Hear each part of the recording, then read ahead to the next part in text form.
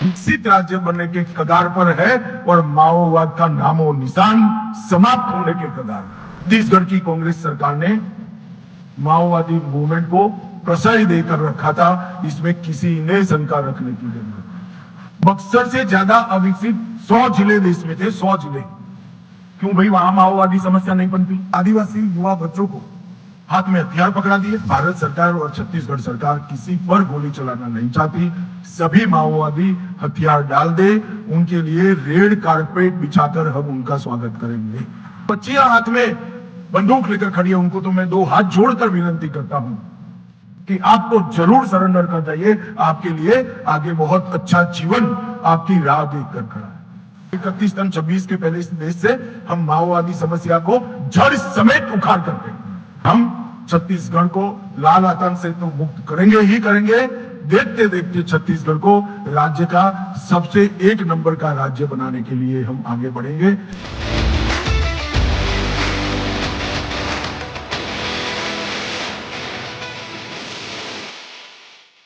पच्चीस साल पहले जब छत्तीसगढ़ बना तो माओवाद से ग्रसित राज्य माना जाता था। 25 साल में से करीब करीब 18 साल भारतीय जनता पार्टी की सरकार रही, 7 साल कांग्रेस की सरकार रही और 25 साल के बाद मुड़कर देखते हैं तो बीमारू राज्य विकसित राज्य बनने के कगार पर है और माओवाद का नामो निशान समाप्त होने के कगार पर। एक गुणात्मक परिवर्तन छत्तीसगढ़ में जो आया है वो आइडियोलॉजी के आधार पर चलने वाली भारतीय जनता पार्टी की सरकार ने लाया है। मैं आंकड़े भी जरूर देना चाहूंगा, बाद में दूंगा, मगर सबसे पहले मैं ऑर्गेनाइजर को अभिनंदन देना चाहता हूं कि Chhattisgarh at 25 shifting the lens, ये पुस्तक के अंदर इसको, ये यात्रा को, जर्नी को उजागर करने वाले कुछ लेखों का संग्रह कर उसको प्रकाशित किया गया है। ऑर्गेनाइजर ने हमेशा आइडियोलॉजी के आधार पर उचित और संयमित इंटरवेंशन देश के पत्रकारिता जगत में इश्यू पर किए हैं और मैं मानता हूं कि पत्रकारिता का धर्म है कि विचार को डरे बगैर निर्भीक रूप से रखना। ऑर्गेनाइजर हम सब जानते हैं संघ से जुड़ा हुआ संस्था है, भारत प्रकाशन। अब दीनदयाल जी ने ही शुरू किया, अडवाणी जी, मलकानी जी, ये सब ऑर्गेनाइजर में कभी ना कभी मुख्य रोल में रहे, संपादक भी रहे।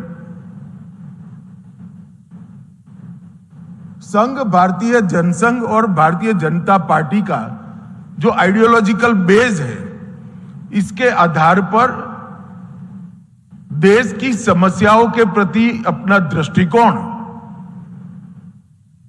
और जैसा मैंने कहा, एक संयम पूर्ण विवेकी हस्तक्षेप करने का काम हमेशा ऑर्गेनाइजर ने किया।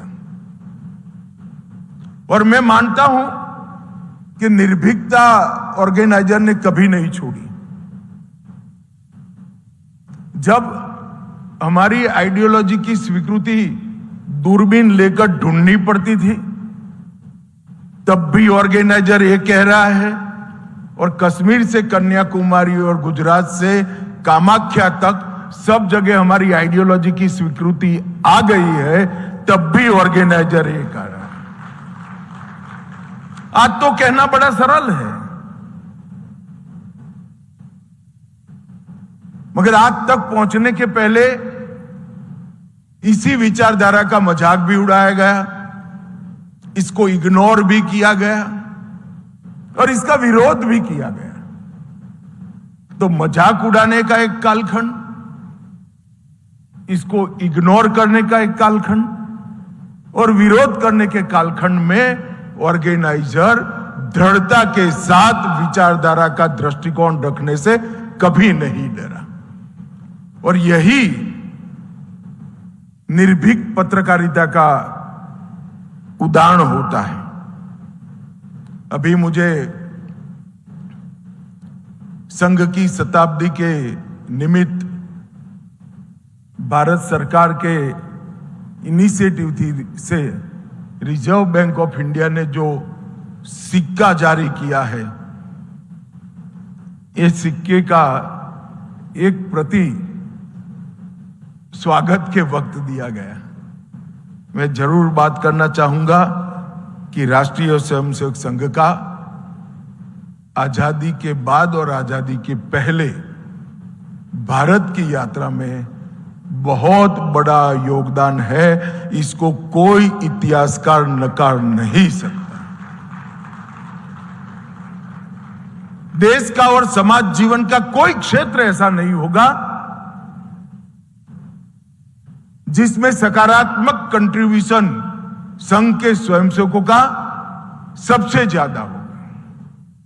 हर नागरिक के कंट्रीब्यूशन का एक महत्व होता है, मगर जब आप संस्थाओं के रेफरेंस से बात करते हैं, इसका मूल्यांकन करते हैं, तो मैं निसंकोच कह सकता हूं कि सभी संस्थाओं में संघ के स्वयंसेवकों का कंट्रीब्यूशन देश के हर क्षेत्र में, समाज जीवन के हर क्षेत्र में आजादी के बाद सबसे ज्यादा दिखाई पड़ेगा।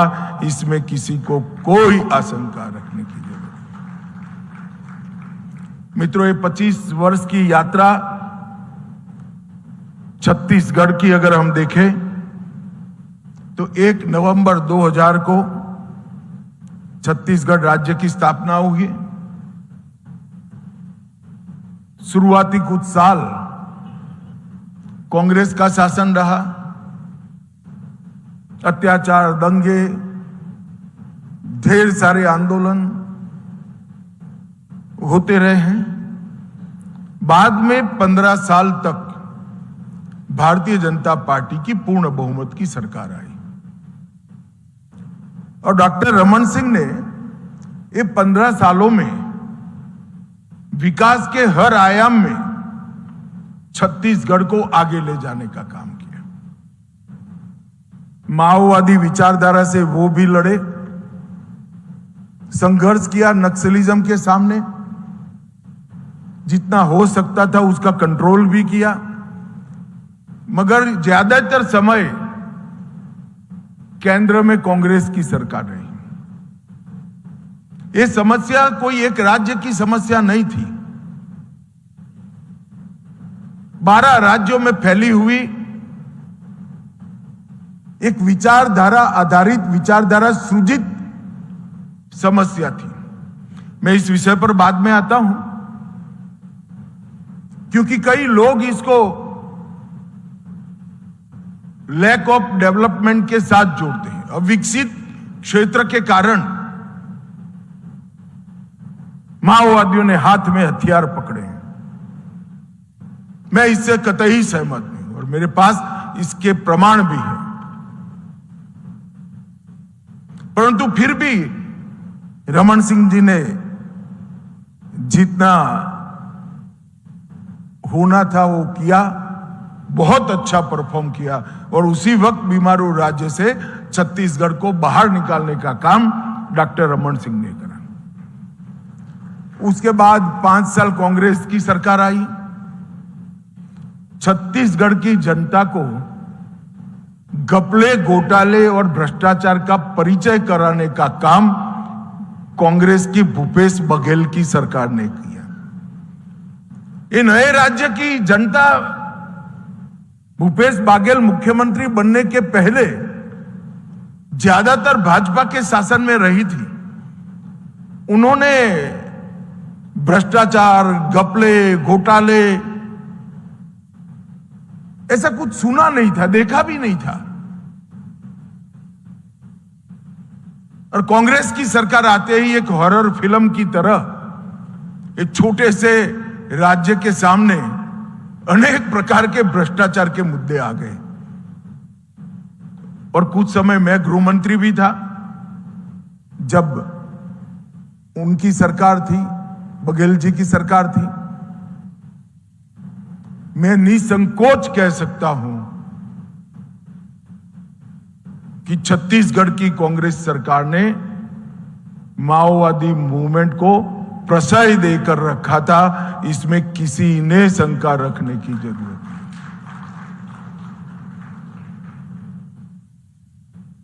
जिनके हाथ में हथियार है उसको शासन भला कैसे प्रश्रय दे सकता है, कैसे आसरा दे सकता है?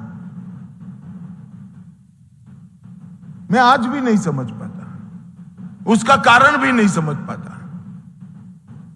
मगर छत्तीसगढ़ का जो विकास का काम रमन सिंह जी ने चालू किया था, माओवाद को कंट्रोल करने का काम रमन सिंह जी ने चालू किया था, वो एक प्रकार से 5 साल तक खटाई में पड़ गया। और एक ही कटु अनुभव के बाद 3 बार जिस राज्य की सरकार ने, जनता ने भाजपा सरकार चुनी थी, उसने कांग्रेस सरकार को टाटा गुड बाय कर दिया। और फिर से विष्णुदेव जी की लीडरशिप में भाजपा सरकार बनी और फिर से छत्तीसगढ़ विकास का नया शुरुआत हुआ। मित्रों, कोई भी राज्य के 25 साल का आकलन करना है तो आंकड़ों के आधार पर ही करना पड़ेगा। इसके अनेक पैरामीटर्स हैं, मगर मैं आज यहां पर आर्थिक पैरामीटर की ही बात करना चाहता हूं। 2000 और 2025 पहला साल और 25वां साल दोनों की बजट की तुलना करते हैं तो छत्तीसगढ़ के बजट के अंदर वार्षिक बजट का जो आयाम होता है, जो राशि होती है, इसके अंदर 30 गुना वृद्धि हुई है। 30 गुना वृद्धि। भारत में एक भी राज्य नहीं है 30 गुना वृद्धि जिसने 25 साल के कम समय के अंदर की। और छत्तीसगढ़ जैसे राज्य में रेवेन्यू है तो बजट की तो वृद्धि हो सकती है, भारत सरकार ग्रांट दे तो भी बजट की वृद्धि हो सकती है। इंडस्ट्री आएगी, खनिज बेस्ड इंडस्ट्री आएगी तो बजट की तो वृद्धि हो सकती है। मगर इसका दूसरा पैमाना है प्रति व्यक्ति आय, और प्रति व्यक्ति आय में 17 टाइम 17 गुना वृद्धि छत्तीसगढ़ ने करी। जीएसडीपी 25 गुना वृद्धि हुई। अब ये तीनों पैमाने आइसोलेशन में भी देख सकते हैं और कलेक्टिव भी देख सकते हैं, मगर तीनों पैमाने जब कलेक्टिवली देखते हैं तब राज्य की आर्थिक स्थिति के बैरोमीटर माने जाने वाले 16 के 16 इंडिकेटर ये तीनों पैमानों में समाहित हो जाते हैं। तो इसका मतलब है कि 16 के 16 इंडिकेटर में एवरेज 22 गुना वृद्धि हुई है। और मित्रों, ये बहुत बड़ा अचीवमेंट है। मैं छत्तीसगढ़ की जनता, डॉक्टर रमन सिंह जी और हमारे मुख्यमंत्री विष्णुदेव जी को बहुत बहुत साधुवाद देता हूं। समृद्धि तो आई, मगर समृद्धि का उपयोग क्या हुआ?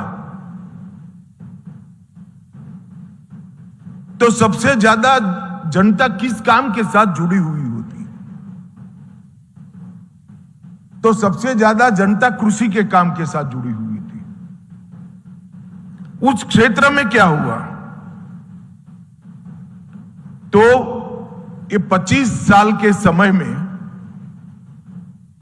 सिंचाई क्षेत्र में राज्य समृद्ध बना, उसका उपयोग क्या हुआ? तो सिंचाई के क्षेत्र में 2 गुना वृद्धि करने का काम छत्तीसगढ़ ने किया है। डबल कर दिया अपने रकबे को सिंचाई के। और क्योंकि ये सहन हुआ है, धीरे धीरे 25 साल में हुआ है, फिर भी खरीफ फसलों के उत्पादन में 3 गुना वृद्धि हुई। हम सब जानते हैं, जो एग्रीकल्चर को जानते हैं, इरिगेशन बढ़ने से खरीफ फसलों का रकबा नहीं बढ़ता है, मूल्य नहीं बढ़ता है, क्योंकि ये तो वर्षाद आधारित, बारिश आधारित खेती होती है।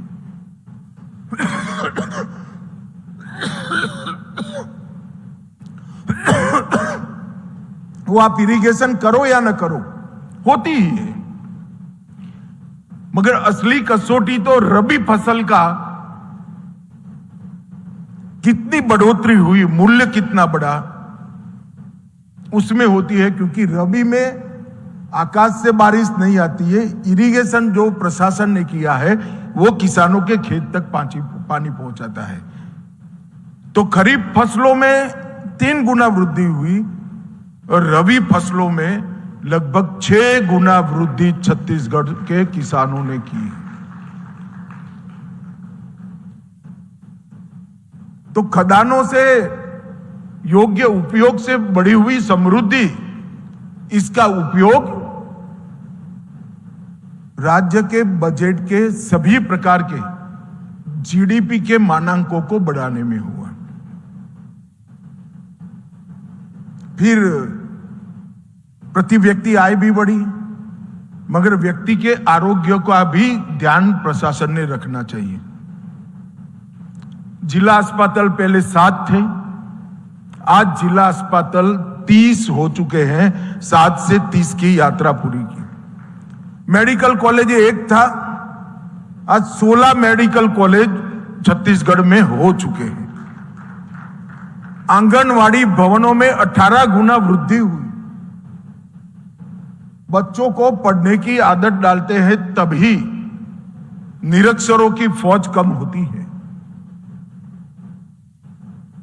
आंगनवाड़ी भवन में 18 गुना वृद्धि देश के एक भी राज्य में 25 साल में नहीं हुई है, हमारे छत्तीसगढ़ में हुई है। पहले कुपोषण के कारण 61 जो कुपोषण से मृत्यु का दर था वो 61 था, अब वो घटकर 15 हो गया। माता मृत्यु दर प्रति लाख 365 था, सरकार ने इंस्टीट्यूशनल डिलीवरी बढ़ाई, वो 365 से घटकर आधा हो गया, 146 हो गया। और शिशु मृत्यु दर 79 था, जन्म के साथ ही शिशु की मृत्यु होती है, वो घटकर 79 से घटकर 37 हो गया। और ये दर तब है जब बहुत बड़ा क्षेत्र माओवादियों के कब्जे में था। वहां पीएचसी नहीं बना सकते, सीएचसी नहीं बना सकते, आंगनवाड़ी नहीं बना सकते, प्राथमिक स्कूल जलाकर रख दिए थे। कांग्रेस एंड कंपनी इसको जस्टिफाइड कर रही है। क्या भला किया आपने ट्राइबल्स का? एक नई पीढ़ी निरक्षरों की खड़ी कर दी। 25 साल मतलब राष्ट्र के दृष्टिकोण से 2.5 पीढ़ी होता है। मगर अब ये ग्रोथ और भी बढ़ने वाला है, क्योंकि ये क्षेत्र जो है माओवाद से मुक्त हो गया। साक्षरता का दर 65% से बढ़कर 80% हुआ। एकलव्य आवासीय विद्यालय एक भी नहीं था, 75 हुए। और छात्रावास में बच्चों को पढ़ने की संख्या में भी 3 गुना वृद्धि हो गई। राष्ट्रीय राजमार्ग में 2 गुना वृद्धि हुई।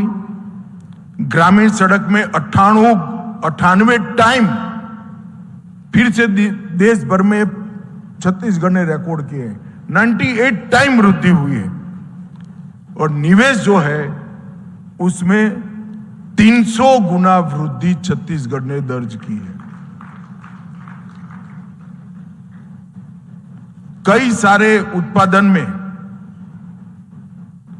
कोयला, टीन, लोह अयस्क, चूना का पत्थर, बॉक्साइट, ये सब में 1 से 5 में आ गए।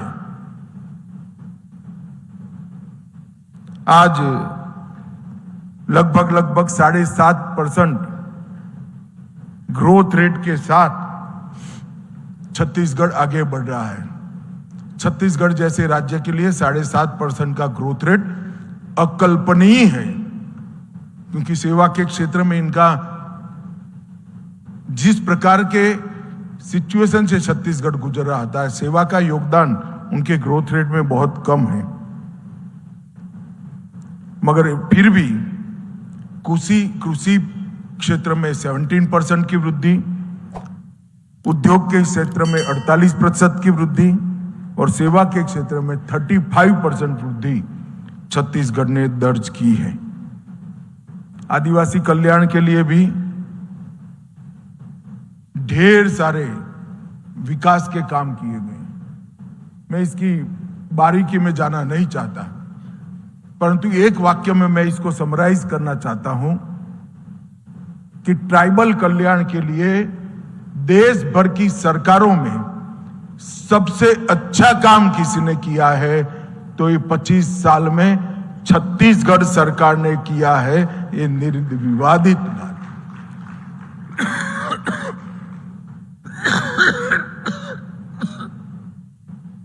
और मित्रों, अब मैं माओवाद की समस्या की तरफ। माओवाद की समस्या को अगर हमने अच्छे तरीके से आकलन नहीं करेंगे तो भारत की भविष्य की पीढ़ियों के लिए हम गलत करेंगे। कुछ विचारकों ने एक भ्रांति फैलाई है इस देश में कि माओवादी समस्या विकास से जुड़ी हुई है, माओवादी समस्या लॉ एंड ऑर्डर का इश्यू है। ऐसा नहीं है। जब इस देश में माओवादी समस्या का उद्भव हुआ तो आज का उसका मुख्य क्षेत्र जो है तेलंगाना, महाराष्ट्र, छत्तीसगढ़, आंध्र प्रदेश और ओडिशा के सटे हुए जिले और विशेषकर हमारा बस्तर, पुराना बस्तर मतलब 8 जिले।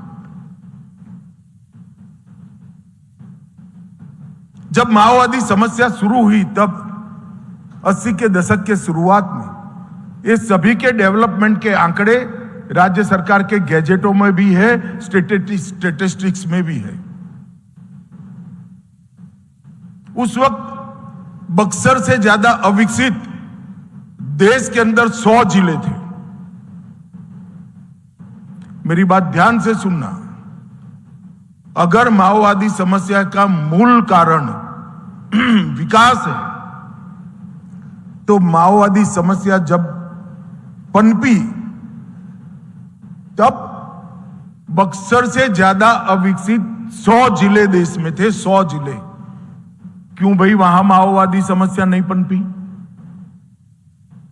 कुछ लोग इसको कानून और व्यवस्था का सवाल कहते हैं, इससे भी मैं सहमत नहीं हूं। माओवादी समस्या के उद्भव के पहले बस्तर के कानून और व्यवस्था के आंकड़े और बिहार, उत्तर प्रदेश के कई जिलों के कानून व्यवस्था के आंकड़ों में सबसे बस्तर बहुत अच्छा हुआ करता था। मित्रों, ये समस्या ना लॉ एंड ऑर्डर से जुड़ी है ना विकास से जुड़ी है। और किसी के भी साथ डिबेट कर मैं सिद्ध कर सकता हूं, प्रमाणों के साथ सिद्ध कर सकता हूं, ये समस्या आइडियोलॉजी के साथ जुड़ी है। जो लोग कहते हैं विचार की समस्या नहीं है, तो ये मूवमेंट का नाम माओवाद क्यों रखा गया है?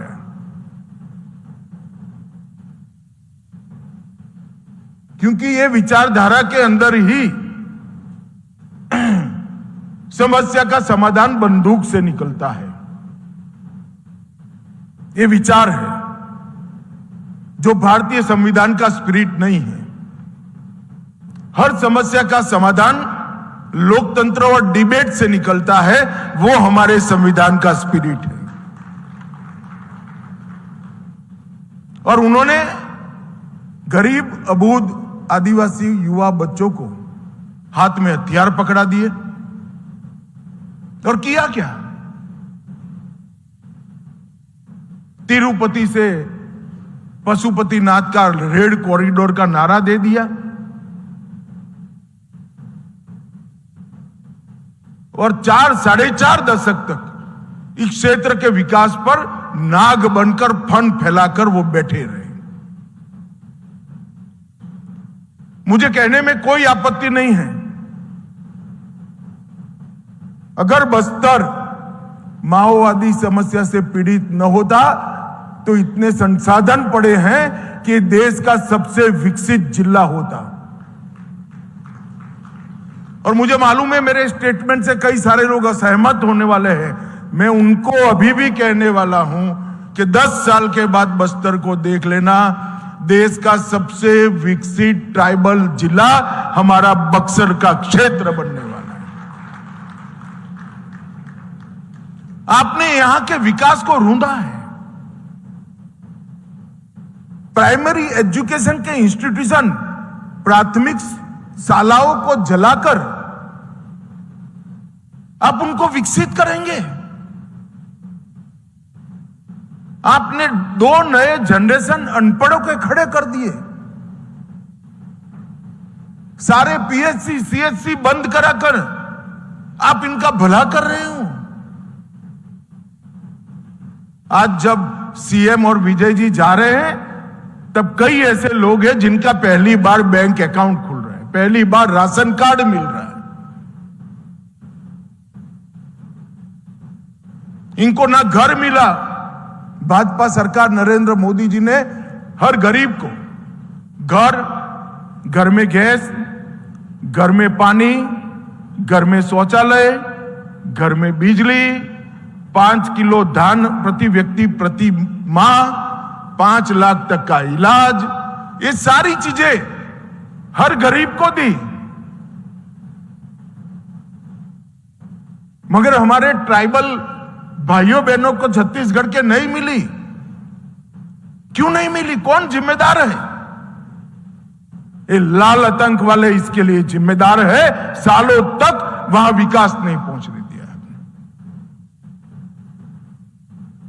और आज नरेंद्र मोदी जी को फिर से इस क्षेत्र के लिए 15,000 सेपरेट प्रधानमंत्री आवास भेजने पड़े, राशन कार्ड बनाने की स्पेशल मंजूरी देनी पड़ी, गैस के सिलेंडर स्पेशल देने पड़े। ये योजनाएं तो देश भर में सैचुरेशन प्राप्त कर गई, समाप्त हो गई। यहां उनका विस्तार करना पड़ा, समय मर्यादा बढ़ानी पड़ी, क्योंकि इनका तो गरीब आदिवासियों का कोई दोष ही नहीं था। आज वहां फिर से स्कूल बन रहे हैं, अस्पताल बन रहे हैं, रोड बन गए, टेलीफोन टावर बन गए, रेल भी जा रही है।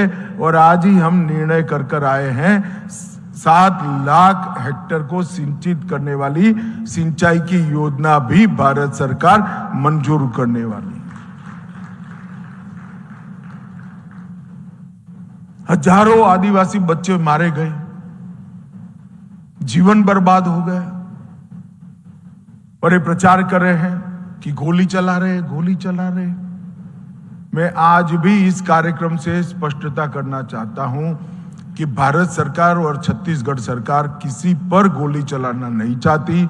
सभी माओवादी हथियार डाल दे, उनके लिए रेड कारपेट बिछाकर हम उनका स्वागत करेंगे।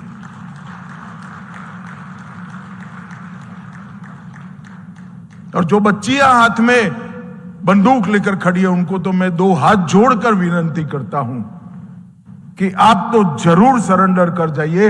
आपके लिए आगे बहुत अच्छा जीवन आपकी राह देखकर खड़ा है।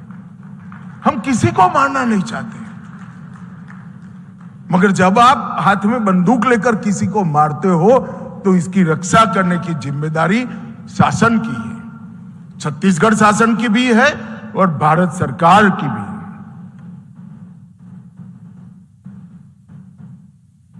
और अब जब 90% क्षेत्र मुक्त हो चुका है, मैंने तो कहा है 31 टन 26 के पहले इस देश से हम माओवादी समस्या को जड़ समेत उखाड़ कर फेंक देंगे।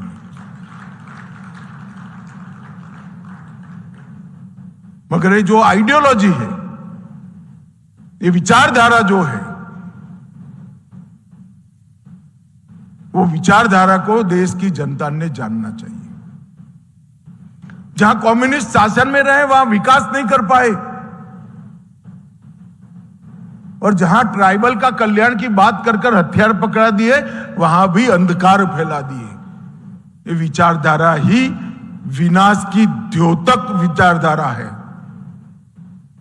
और बहुत इमीडिएट रिक्वायरमेंट है देश की कि विचारधारा से निजात पा ले देश।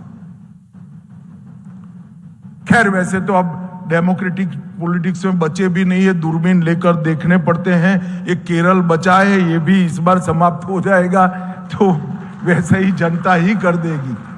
त्रिपुरा में नहीं बचे, बंगाल में नहीं बचे, केरल थोड़ा बचा है, मगर वहां पर भी त्रिवेंद्रम में जनता ने शुरुआत कर दी है। मित्रों, जब छत्तीसगढ़ 25वें साल में प्रवेश कर चुका है, तब मुझे मालूम है कि ये राज्य प्रभु श्री राम का ये नैनीहाल सिर्फ छत्तीसगढ़ के लिए नहीं, पूरे देश के लिए शुभांकर साबित होने वाला है, इसका मुझे पूरा भरोसा है। मोदी जी ने जो लक्ष्य रखा है हम सबके सामने, 130 करोड़ भारतीयों के सामने, 2047 में एक ऐसे भारत का निर्माण करें जो हर क्षेत्र में, समग्र विश्व में एक नंबर पर हो। और ऐसे भारत का निर्माण छत्तीसगढ़ को छोड़कर नहीं हो सकता, ये तो वास्तविकता है। मगर मुझे आशा है कि 2047 के विकसित भारत की अग्रदूत विकसित छत्तीसगढ़ बनेगा, इस दिशा में हम आगे जाएंगे। और छत्तीसगढ़ की जनता ने बार बार भारतीय जनता पार्टी को और विकास की राजनीति को आशीर्वाद दिया है, हमारी आइडियोलॉजी को आशीर्वाद दिया है। और मैं छत्तीसगढ़ जनता को बड़े मन से, विश्वास के साथ भरोसा देने आया हूं कि हम छत्तीसगढ़ को लाल आतंक से तो मुक्त करेंगे ही करेंगे। देखते देखते छत्तीसगढ़ को राज्य का सबसे एक नंबर का राज्य बनाने के लिए हम आगे बढ़ेंगे। और यही अपेक्षा देश की जनता की छत्तीसगढ़ सरकार और छत्तीसगढ़ की जनता के पास है। मुझे विश्वास है 25 साल का जो ट्रैक रिकॉर्ड है छत्तीसगढ़, आने वाले 25 साल में भी इससे 2 गुना गति के साथ आगे बढ़ेगा। आप सभी का मेरे विचार रखने के लिए, प्लेटफॉर्म देने के लिए बहुत बहुत धन्यवाद। वंदे मातरम। भारत माता की जय।